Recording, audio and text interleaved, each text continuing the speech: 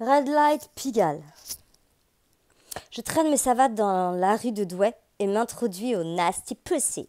Ce rad à l'ambiance tamisée, rappelant vaguement les boudoirs à l'ancienne, avec ses fauteuils en cuir, ses méridiennes, toutes ses bougies et ses lustres en simili-cristal. Une déco aussi flash que les nichons de Nicki Minaj. Apo, blonde aussi bonne que vulgaire, la ganache tartinée de rimel et la bouche en fion de poule, s'apprête à m'accrocher avant de s'arrêter net. Ah, l'écrivain, je t'avais pas reconnu, ça fait longtemps qu'on t'a pas vu. Salut Apo. Au comptoir, un Gus sapé en costard offre un verre de champagne à une jeune michetonneuse, sans doute une stagiaire. Mon chapitre sur Pigalle. Devrait rouler sans trop de soucis, je connais plutôt bien le quartier. Et Dina peut m'exposer tous les codes du milieu putassier.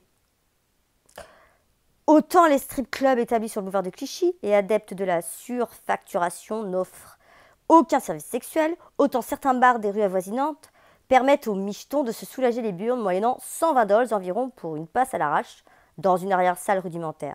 Au Nasty Pussy, les filles ne vendent pas leurs chattes, michetonnent simplement en bleu et touristes de passage dans le secteur. Les entraîneuses comme Dina incitent les clients à teaser et raquer les bouteilles de champagne à 200 dollars, quoi. En vrai, le Nasty est un attrape-couillon. Eh, Zarka me salue Dragan, le patron, planté derrière le comptoir. Salut Dragan. Je m'avance pour lui serrer la pogne. Dragan, le proxo en carton, un filou au pois chiche dans le crâne, attachant comme un sale gosse, des bagues en or autour de chaque doigt, 4 ou 5 énormes chaînes pendues à son cou, des cheveux longs jusqu'aux épaules et des rébans aux yeux. Dragan se la joue chroma, baratineur pété à la coke. Je foutrais ma pogne à couper qu'il se gave de films hollywoodiens et de clips de rap à la gloire de pimps improbables. La porte des chiottes s'ouvre et surgit Dina. Surprise de me voir au Nasty, elle lâche un bête de smile et se précipite sur moi pour m'embrasser 15 fois la ganache. Elle me chope par le bras, m'entraîne sur un canapé du rad, saisit ma main droite et me la tripote. Alors, ça va Zarka? Bah ouais, tranquille. Et les guides? T'as commencé? Vite fait. Là, je suis en train de sonder le terrain. Je vais voir avec Azad pour m'incruster avec les Afghans de Gare de l'Est. Je cherche des Chinois de Belleville ou du 13e pour piger leur dièse. Et après, j'ai 2 ou 3 pistes à explorer, par-ci, par-là. Et toi, si tu peux me briefer un peu sur ton milieu et le tchécard, je suis bien chaud aussi. Grave, j'ai trop de trucs à te raconter sur Pigalle. Des bars à meufs, il en reste plus des masses ici, mais je t'explique pas les coulisses de ce business. Tu sais, il y a un Serbe, il s'appelle Costa. Il gère presque la moitié des bars, des cabarets et des sex shops du quartier.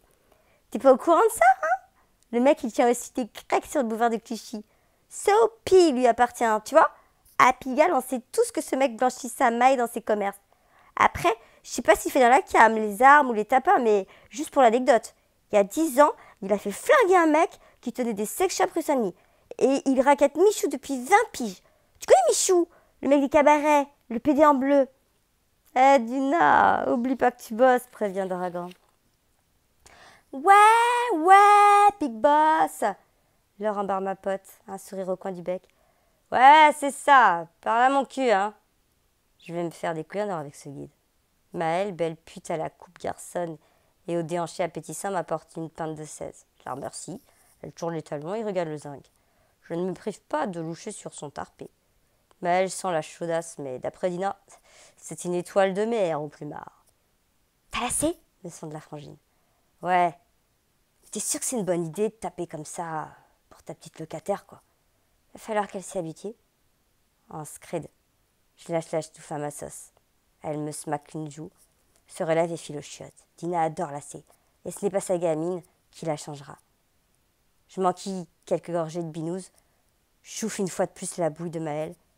Elle, je lui bouffe le fion quand elle veut. Dommage qu'elle ne veuille pas. Comme Dina, Maëlle complète son salaire d'hôtesse par de l'escorting. J'ai déjà rodaf son annonce sur le site Viva Street. Jeune étudiante, propose massage complet avec finition, fellation nature, domination et fétichisme des pieds. Tarif de la presta, 150 € de l'heure avec un supplément de 50 dollars pour l'anal. 100 pour le BDSM. Dina réapparaît, se rassoit sur le canapé. Bon, Zarka, va falloir que je m'y remette. On se voit bientôt et je te raconterai tous les délires de Pigalle.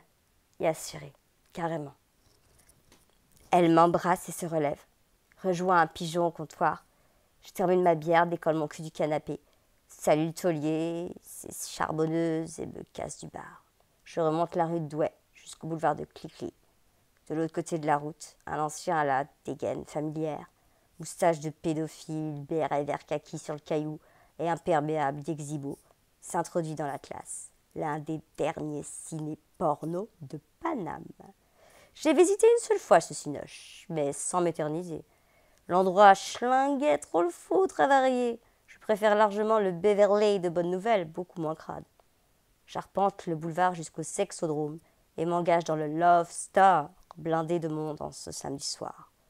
Posté derrière la caisse, Philippe, le proprio, tchatche avec Sibylle, modèle du Peep Show, par ailleurs actrice pour un site porno spécialisé dans les douches de sperme. J'interromps leur converse, serre la pince du taulier et lui demande où bosse Macari ce soir.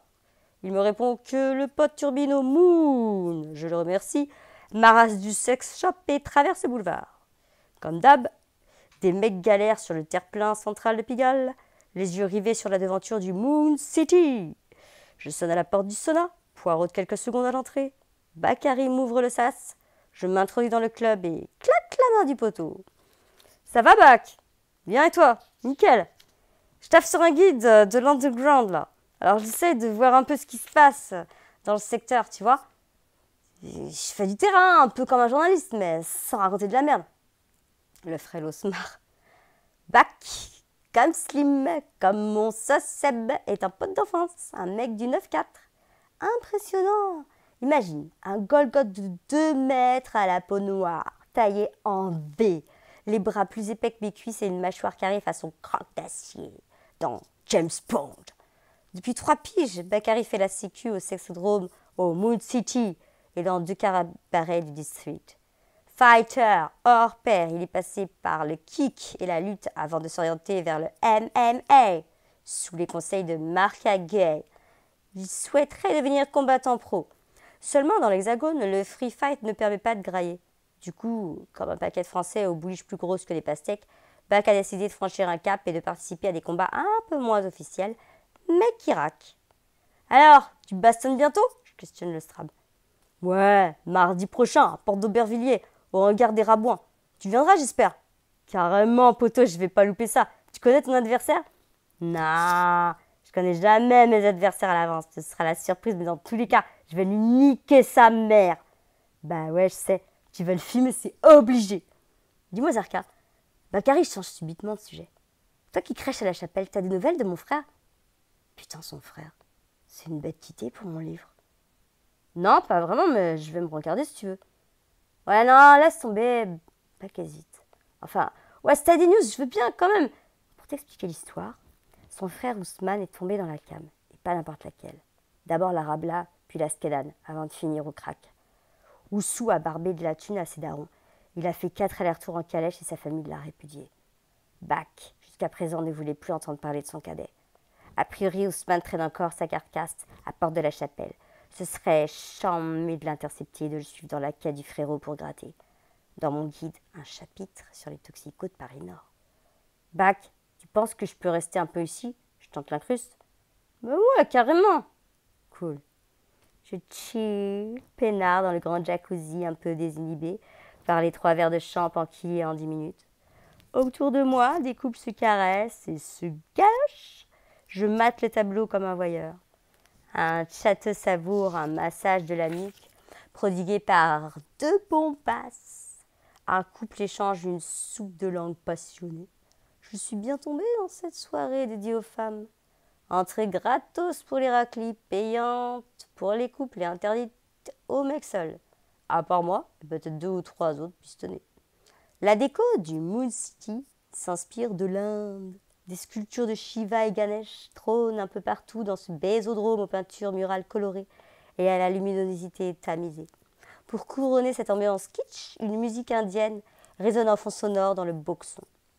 Au-dessus de ma tronche, un écriteau interdit de niquer dans le bain remous. À vrai dire, j'approuve cette décision, moyennement tenté par l'idée de nager dans une flotte coupée au foutre et à la cyprine. Face à moi, 2 meufs, une brune assez michto et une asiate plutôt grassouillette, se roulent des pelles et se plottent les airbags. Tricot à mort.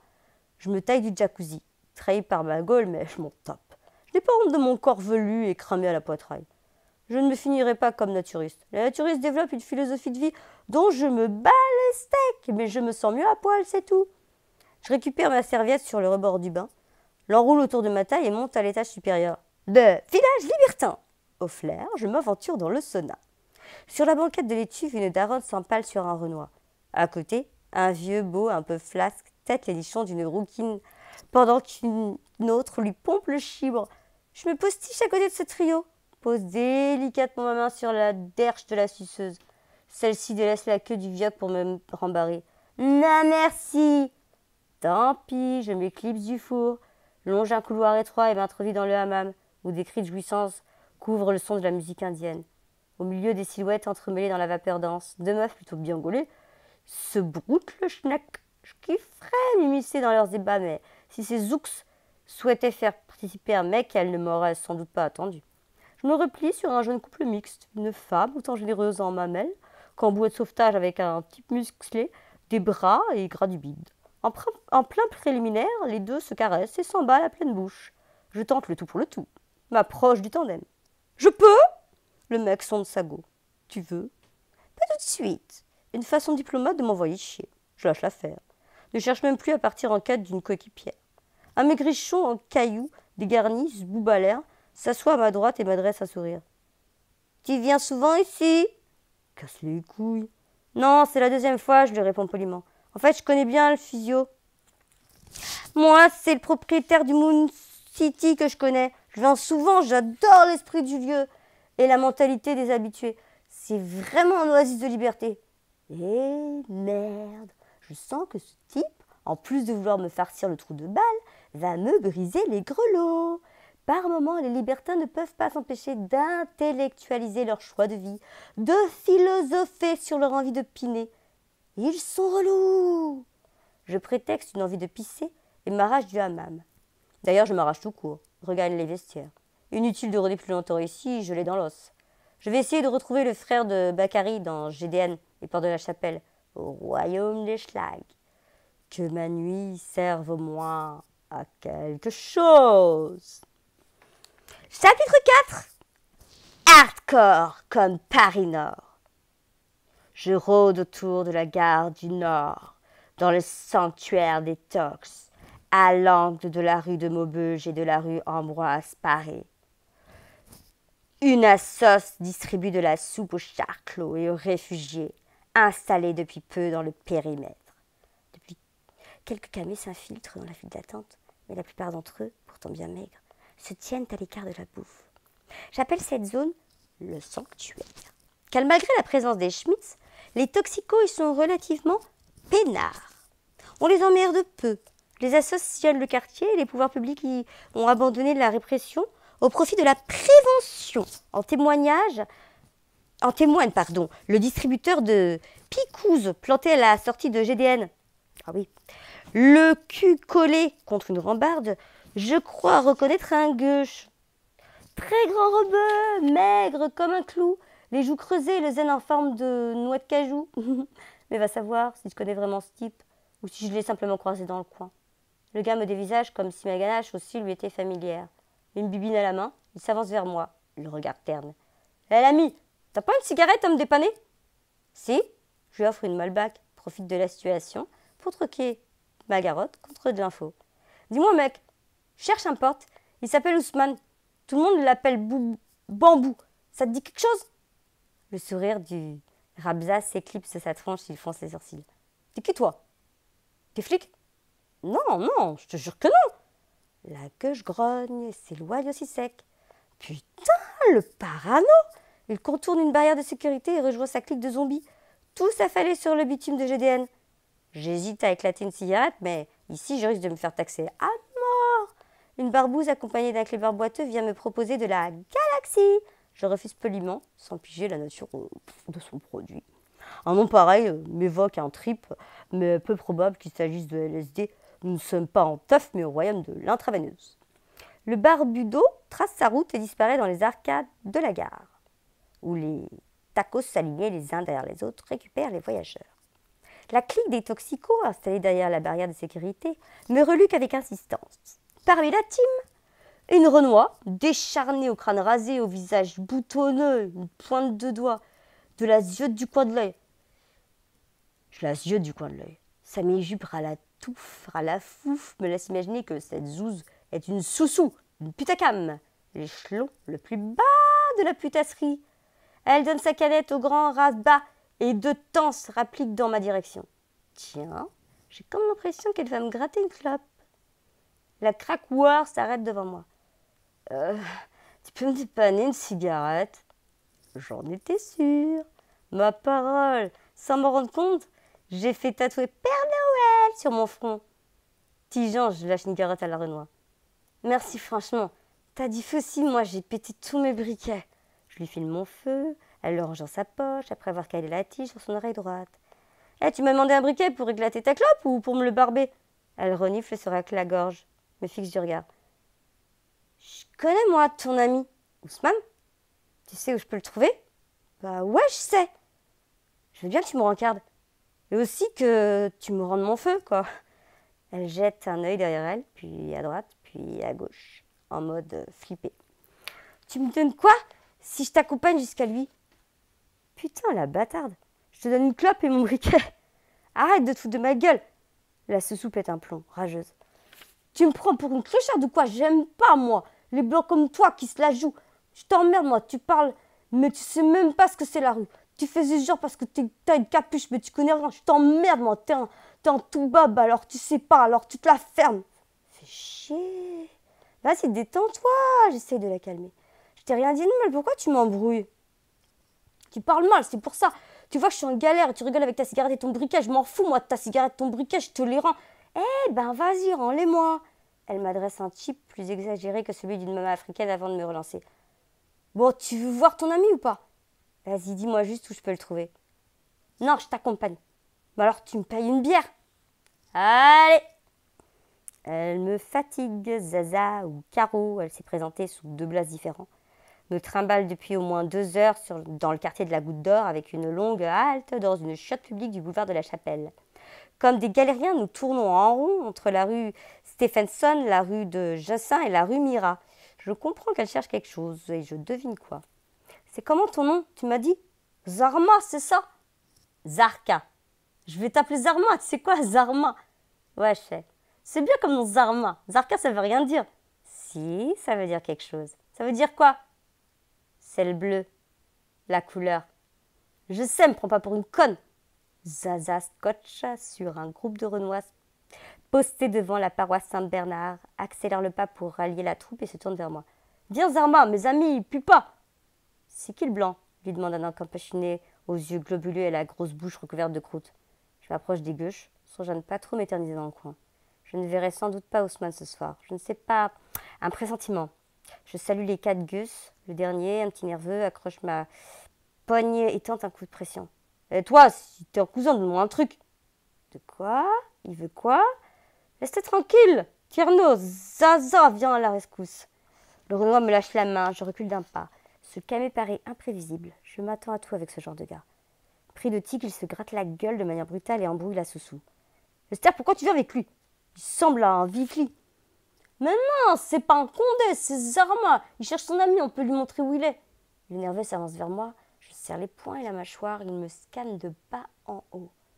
Viens, on va te montrer où il est, ton ami. D'accord. Le mec ignore totalement de qui on parle, mais il peut me conduire jusqu'à lui. Son bluff schlingue le guet-apens à plein nez. Claire, sa double coup foireux, où ses crackers vont m'entraîner dans un local à poubelle pour tenter de me pouillaider. Je me recule à nouveau, prêt à envoyer une golden ou un kick avant de me tailler. Le grand Renoir à la capuche s'incruste dans la conversation. Il s'appelle comment ton pote? Ousmane, je lui réponds. Mais ici on l'appelle Bambou. Bambou? Bah ouais, Bambou carrément. Fallait le dire toi aussi. J'étais même avec lui il y a 1 heure. Bambou c'est obligé là, tu peux le trouver à Marksdorm, devant le McDo ou l'église, ou autour du Square Séguin. Tu vas le trouver là-bas. Ou sinon c'est qui traîne à la porte de la chapelle. D'un coup, le man s'arrête de parler, traverse la route pour rejoindre un vieux bobo chanty planté sur le trottoir de la rue Saint-Bruno. Les deux se checkent, puis s'éloignent dans la rue Saint-Luc. Merde, l'encapuchonné avait l'air pisse et maintenant me voilà seule avec la gueudine, le petit rageux et 2 autres types bien silencieux. Bon, Moi, je vais tracer, je salue la clique en plaquant ma main droite sur mon cœur. Tu vas où me fait Zaza. Je vais retrouver Bambou. Non, mais non, reste avec nous, me retient le nerveux. Ouais, reste avec nous, répète la Zouze, on va fumer et tout. Non, faut vraiment que je me tâche là. Vas-y, paye tes bières, lâche un truc. Je tourne les talons et m'arrache de là, sous les insultes des deux excités. Enculé de ta race, va. Le grand Renoir ne m'a pas mytho, à croire que les tocs suivent chaque nuit le même parcours. Je n'ai pas eu besoin de dépasser le McDo et d'aller rôder autour du square Seguin pour intercepter le frère de Bakary. Je le repère, adossé contre le mur du LCL de Max Dorm, là où tapinent les jeunes talonneuses ghanéennes. Au moins une berge que je n'ai pas vue, Ousmane, et il n'a pas changé, ne s'est pas dégradé davantage. Toujours aussi maigre, des grosses poches sous les yeux, des stars sur la face et la tête recouverte de croûte. Quand je pense qu'au collège, c'était un gamin vif et malin, je ne devrais pas dire ça, mais je t'avoue qu'il me fait un peu tiep. À côté de lui, deux Renois, pas moins consumés, l'un équipé d'une béquille, l'autre handicapé pourvu d'un crâne conique. J'abonde le frérot. Oussou? Il fronce les sourcils, puis écarquille les yeux, me lâche un énorme smile marqué par une dentition flinguée et noir charbon. Zarka, putain, Zarka! Il arrache ses sauces de leur matrice. Les gars, c'est Zarka! Lui, c'est mon pote, c'est comme la famille, faut pas l'emmerder, lui! Il m'enlace et m'adresse une tape amicale sur le doigt avant de me libérer de son étreinte. Je serre la pince de ses acolytes. Alors, Zarka, ça dit quoi? Rien de fait! Je hausse les épaules. Et toi, alors? Moi, ce bordel, t'as vu? Tu fais quoi, Zarka? Bah rien, je voulais te voir. J'étais avec ton frangin tout à l'heure et il m'a demandé de tes nouvelles. Mon frère, il veut me parler. Pourtant, c'est mon frère, hein. Il va comment? Ben lui ça va, il combat mardi prochain au local de Porte d'Aubert. Si tu pouvais venir, franchement, ce serait chambé. Viens, je te jure, ton frère va kiffer. En vrai, pour Ousmane, se bouger au hangar des manouches, ça apparentera à une mission. Compliqué pour un gauche rythmé par la came de s'engager, tenir un agenda et se motiver pour autre chose qu'une galette. Mais bon, sait-on jamais. Oussou flanque un léger coup de coude à crâne conique. Tu sais, Sou, mon frère, c'est un combattant. Il se tape dans un entrepôt secret à Aubervilliers, mon frère, il se tape bien. Il s'entraîne tout le temps. Les Arcas, c'est un pote de mon frère. On vient de la même ville et on était dans la même école quand on était petits. Ok, lui répond crâne conique, le regard perdu dans sa matrice. Je coince une clope entre mes lèvres. Tends mon paquet à Ousmane qui, sans gêne, me taxe 3 garottes. Je reçois un SMS de Slim. Ça va, frérot? Tu fais quoi? Montre l'écran de mon fond de tel au frelot de Bakary. T'as vu Oussou? C'est Slim, tu te souviens de lui? Bah ouais, hein, moi j'ai une bonne mémoire. Putain, tu revois tout le monde d'avant, ma parole. Juste les meilleurs. Ousmane sort un vieux portable de sa poche, un genre de 3310. Jette un œil dessus, puis décolle sa carcasse du LCL. Zarka, tu nous accompagnes? On va à Porte de la Chapelle. Si tu veux. Ouais, viens. T'as 20 € sur toi? Oh non, désolé, j'ai rien du tout. Pas grave. Me v'là au 5 rue Gaston d'Arbou, dans la cage d'escalier d'un immeuble délabré. Boîte aux lettres déglinguées, murs tagués et craquelés, ampoules grésillantes suspendues au plafond, en compagnie d'Ousmane, de crâne conique, de béquilles et de 4 autres craqueurs, tous plus foulec les uns que les autres. Et je me rends compte à quel point je ressemble à une luciole au milieu de cette clique de carlouches. Un excité s'embrouille avec une langue caf, peut-être du Wolof, avec une fatou brûlée à la joue gauche. T'inquiète, Zarka, Ousmane essaie de me rassurer. Les deux, ils se disputent tout le temps. Je m'inquiète pas, c'est leur histoire. La Renoise se mange un taquet dans la gueule, tente de répliquer, mais s'en reprend un autre. Ousmane me sourit. Une manière sans doute de détendre l'atmosphère et de me présenter cette ambiance comme bon enfant. La Renoise se met à chialer, s'éclipse de l'immeuble avec le gars.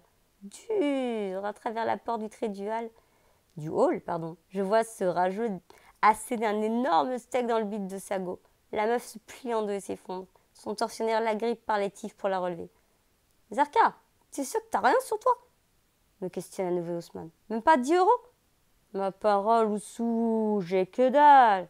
En vrai, j'ai bien 50 balles dans les fouilles, mais si j'annonce la couleur, ils ne vont pas y rester longtemps. Crâne conique s'assoit par terre, le dos collé au mur du hall, allume sa pipe artisanale, vraisemblablement confectionnée à partir d'un doseur à boules.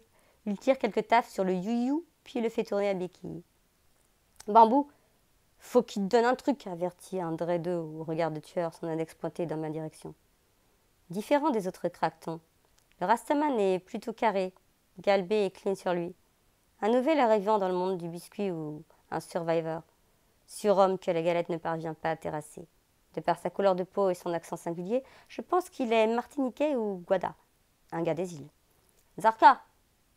Ousmane murmura à mon oreille, une main posée sur mon épaule. Le mec là, plaisante pas. Faut que tu donnes quelque chose vraiment. Mais j'ai qui, putain, je te jure, frère. J'ignore si Ousmane est dans le coup ou s'il subit les injonctions de mon agresseur. Je pensais que le frère de Bach serait mon ange gardien. C'était sans compter que la sécurité n'existait pas dans le milieu de Tox. Bien décidé à conserver mon zeyo au fond de mes poches, je n'en démords pas. Réaffirme ma dèche une énième fois. Puis je remarque une lame dépassée de la pogne du dredeux. Donne le fric, toi. Vas-y, blanc. Putain de merde. Bah pas le rôle, j'ai rien du tout, même pas une putain de pépette. Je serre les pognes. Si je flanche, je crève. Moi je rigole pas, je vais te tuer, tout bob. Il pointe son surin sur moi. Ousmane s'interpose. Timal, arrête, il a rien, je le connais. Qu'il reste tranquille, je l'aime pas. La pipe atterrit entre les mains du taré, il me zappe aussi sec. Je ne l'intéresse plus, il se calme et range son schlass. Cramé de la tête celui-là. On se casse après, me propose Oussou. Tu viens avec moi, on se barre tous les deux. Tu veux aller où? J'ai un truc à faire à la colline. La colline. Non, Oussou, je monte pas là-haut. Mais raboule mardi à Porte d'Aubert pour le combat de ton frère. Je te jure, ça lui fera archi plaise. On pourra se retrouver devant le hangar à 22h au niveau de l'arrêt de bus. Ouais, Dac, je vais essayer. Attends, je note. Il dégaine un vieux paplard chiffonné et un style bic. Griffonne le lieu et l'heure du rencard. Perso, j'y crois pas trop. T'es sûr que tu veux pas m'accompagner à la colline? Ouais. Non, Oussou, sûr et certain. La colline. J'ai beau préparer un guide de l'underground, je ne traînerai jamais mes plofs dans ce bidonville de Camé, situé entre deux bretelles d'autoroute, à Porte de la Chapelle. Je prends parfois des risques, mais je ne suis pas suicidaire.